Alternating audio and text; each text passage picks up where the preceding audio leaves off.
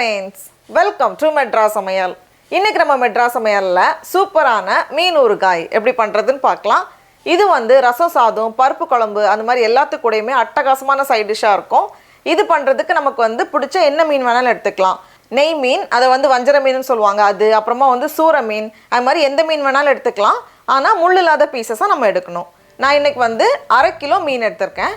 அதை கொஞ்சம் சின்ன சின்ன பீசஸாக நம்ம கட் பண்ணணும். இந்த அளவுக்கு சின்னதாக கட் பண்ணணும், ரொம்ப பெரிய பெரிய துண்டுகளாக இருக்கக்கூடாது. இப்போ இதில் நம்ம மசாலா சேர்க்கணும். 2 சிட்டிகை மஞ்சள் தூள், கூடவே 2 சிட்டிகை வெந்தயத்தோட பொடி வெந்தயத்தூள், 2 சிட்டிகை பெருங்காயத்தூள், காரத்துக்காக 1 டேபிள் ஸ்பூன் மிளகாய்த்தூள், கூடவே 1 டேபிள் ஸ்பூன் வினிகர், கடைசியாக தேவையான அளவு உப்பு எல்லாத்தையும் சேர்த்துட்டு நம்ம இதை நல்லா கலந்து வச்சிடலாம்.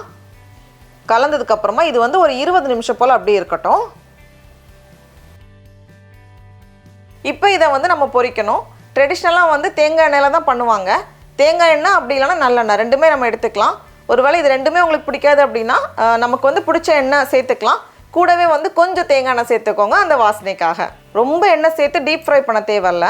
நான் ஒரு 6லேருந்து 7 டேபிள் ஸ்பூன் போல் எண்ணெய் இருக்கிற மாதிரி சேர்த்துருக்கேன். சேர்த்துட்டு எண்ணெய் சூடானதும் நம்ம 2 பேட்சாக போட்டு பொரிச்சிடலாம். ஒரே டைம் எல்லாத்தையும் போட்டோம் அப்படின்னா நல்லா பொரிஞ்சு வராது. இந்த மாதிரி நுரைச்சி வர மாதிரி தான் இருக்கும். ஆனால் நம்ம கொஞ்சம் நிதானமாக பொரிச்சு எடுக்கணும். நம்ம இப்போ பார்த்தோம் அப்படின்னா எல்லா பக்கமும் நல்ல ஒரு கோல்டன் ப்ரௌன் கலர் வந்திருக்கு, நல்லா பொரிஞ்சு வந்திருக்கு. இந்த ஸ்டேஜில் நம்ம எடுத்து வெளியே வச்சிடலாம். அதே மாதிரி 2 பேட்சையும் பொரித்து ரெடியாக வச்சுருக்கேன். அதுக்கப்புறமா இங்கே உள்ளே கொஞ்சம் மசாலாலாம் அப்படி இப்படி இருக்கும், அதையும் நம்ம ஃபுல்லாக எடுத்துடணும். ஏன்னா இதே எண்ணெய் தான் நம்ம திருப்பியும் யூஸ் பண்ண போகிறோம். அதனால் அதை ஃபுல்லாக இந்த மாதிரி எடுத்துட்டேன். இப்போ நம்ம மீன் ஊறுகாய்க்கு மசாலா ரெடி பண்ணிடலாம். நம்ம மீன் பொரிக்க பயன்படுத்தினோம்ல எண்ணெய், அதே எண்ணெய் தான் கண்டிப்பாக நம்ம யூஸ் பண்ணணும். ஏன்னா அதில் தான் எல்லா ஃப்ளேவர்ஸும் இருக்கும். கிட்டத்தட்ட 5லேருந்து 6 டேபிள் ஸ்பூன் எண்ணெய் இருக்கிற மாதிரி பார்த்துக்கோங்க. ஒருவேளை கொஞ்சம் கம்மியாக இருந்துச்சுன்னா எக்ஸ்ட்ரா எண்ணெய் நம்ம சேர்த்துக்கலாம், அதிகமாக இருந்துச்சுன்னா கொஞ்சம் நம்ம கம்மி பண்ணிக்கலாம். எண்ணெய் சூடானதும் இதில் 1/2 டீஸ்பூன் கடுகு சேர்த்துக்கோங்க. கடுகு உடஞ்சதும் இதில் 2 காஞ்ச மிளகாய், கூடவே 2 டேபிள் ஸ்பூன் அளவுக்கு பூண்டு, அதை ரொம்ப சின்ன சின்னதாக கட் பண்ணி வச்சுருக்கேன். கிட்டத்தட்ட 10 பல் பூண்டு.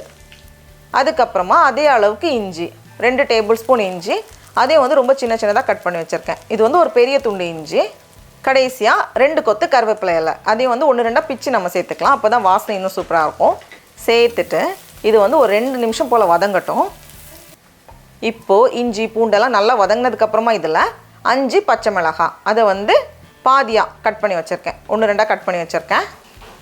கூடவே மசாலா சேர்த்துடலாம்.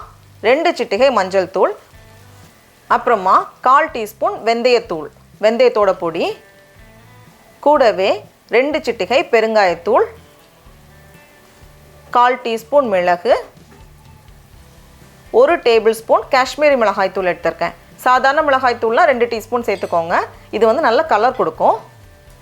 எல்லாத்தையும் சேர்த்துட்டு நம்ம லைட்டாக ஒரு வாட்டி கலந்துடலாம். கலந்ததுக்கப்புறமா இதில் நம்ம வினிகர் சேர்க்கணும். 5லேருந்து 6 டேபிள் ஸ்பூன் போல் வினிகர் நமக்கு தேவைப்படும். ஃபஸ்ட்டு 5 டேபிள் ஸ்பூன் சேர்த்துக்கோங்க. நம்ம தேவைப்பட்டால் இன்னொரு எக்ஸ்ட்ரா 1 டேபிள் ஸ்பூன் சேர்த்துக்கலாம். ஏன்னா ஃபஸ்ட்டே நம்ம மீன் ஊற வைக்கும் போதும் 1 டேபிள் ஸ்பூன் சேர்த்தோம். நான் 5 டேபிள் ஸ்பூன் சேர்த்துருக்கேன். இப்போ இதில் 1/4 கப் போல் தண்ணி சேர்த்துட்டு கூடவே தேவையான அளவு உப்பு. நம்ம மீன் பொரிக்கிறப்பவும் உப்பு சேர்த்தோம், அதனால் கொஞ்சம் கவனமாக சேர்க்கணும். நம்ம சேர்த்துட்டு நல்லா கலந்துட்டு இது ஒரு 2லேருந்து 3 நிமிஷம் போல் கொதிக்கட்டும். இப்போ இந்த மாதிரி நல்லா கொதிச்சதுக்கப்புறமா நம்ம பொரிச்சு வச்சுருக்கோம்ல மீன், அது எல்லாத்தையும் அப்படியே சேர்த்துக்கோங்க. கூடவே நம்ம மசாலாவும் கொஞ்சம் எடுத்து வச்சுருந்தோம், அது எல்லாத்தையும் நம்ம சேர்த்துணும். அதில் தான் எல்லா டேஸ்ட்டு ஃப்ளேவர் எல்லாம் இருக்கும்.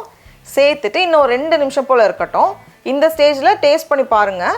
வினிகர் தேவைப்பட்டுச்சுன்னா நம்ம எக்ஸ்ட்ரா 1 டேபிள் ஸ்பூன் சேர்த்துக்கலாம். நான் எக்ஸ்ட்ரா சேர்க்கலை. ரொம்ப புளிப்பாக இருந்தாலும் நல்லா இருக்காது. அதனால் நமக்கு எப்படி டேஸ்ட் வேணுமோ அதுக்கேற்ற மாதிரி சேர்த்துக்கலாம்.